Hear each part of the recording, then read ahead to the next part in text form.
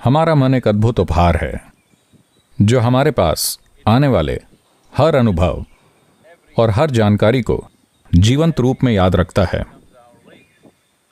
वैसे इसे एक जबरदस्त कल्पना में रूपांतरित किया जा सकता है, लेकिन अगर आप अपनी कल्पना पर नियंत्रण खो देते हैं, अगर आप ये समझ खो देते हैं कि कल्पना क्या है और वास्तविकता क्या है, भविष्य क्या है, वर्तमान क्या है और अतीत क्या है, तब आपका मन आपका सबसे बड़ा दुश्मन बन जाएगा।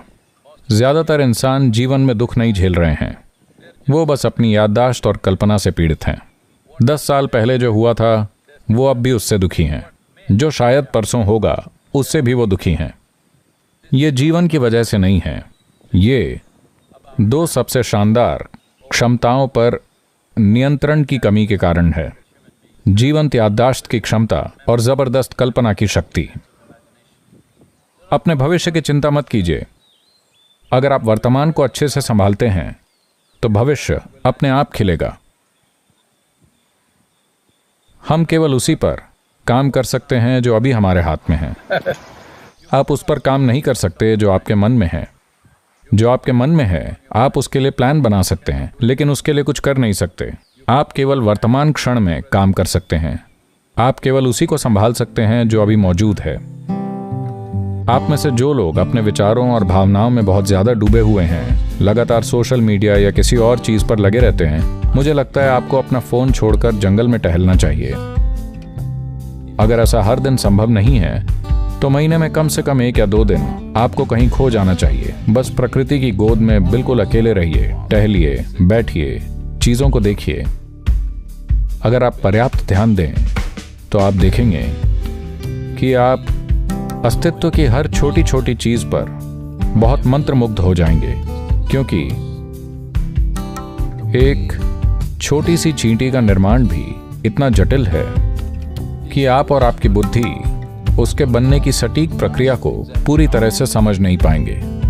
जिन्होंने सृष्टि पर अपनी नजर नहीं डाली है वो अपनी मानसिक रचनाओं से बहुत अधिक उलझे रहते हैं, जो कि उनके विचार हैं और उसका रसीला हिस्सा भावना है। जब आपके विचार और आपकी भावनाएं सृष्टिकर्ता की रचना से ज्यादा महत्वपूर्ण हो जाते हैं तो इसका मतलब है आपके बोध में बड़ी भारी गड़बड़ है। आपने जीवन की प्रकृति को बिल्कुल भी नहीं समझा है। हम बहुत सी चीजें जानते हैं, हम बहुत सी चीजें कर भी लेते हैं, लेकिन हम किसी भी चीज को उसकी संपूर्णता में नहीं जानते। तो यही अस्तित्व की प्रकृति है। अगर आप उस पर ध्यान दें तो स्वाभाविक रूप से आपके अपने विचार और अपनी भावनाएं पीछे चले जाएंगे।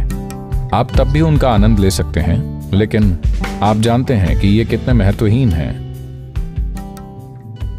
So it's very important that if you want to experience the multifarious dimensions of life, you have to be non-serious.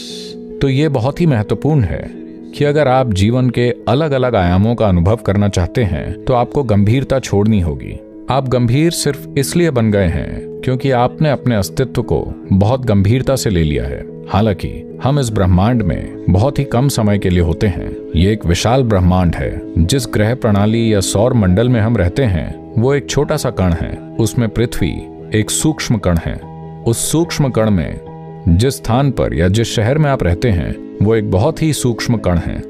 उसमें आप एक बड़े आदमी औरत बन गए हैं और यही कारण है कि आप जीवन के प्रति इतने गंभीर हैं। जीवन के रूप में आपके पास बस एक छोटा सा समय है। इसमें अगर आप खुद को बहुत गंभीरता से लेते हैं तो आप एक बड़ा मजाक हैं। जीवन का रहस्य ये है कि आप हर चीज को गैर गंभीर नजर से देखें, लेकिन एक खेल की तरह इसमें पूर्ण रूप से शामिल हों।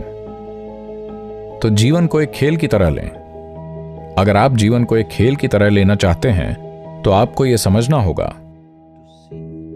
कि आपका अस्तित्व वर्तमान समय के लिए महत्वपूर्ण है, लेकिन यह हमेशा के लिए महत्वपूर्ण तभी होगा जब आप अपने वास्तविक स्वरूप के शाश्वत पहलू को छू लेते हैं। यह बहुत ही छोटा जीवन है। केवल उसी चीज को करने में जिसकी आप वाकई परवाह करते हैं आपका जीवन सार्थक होगा।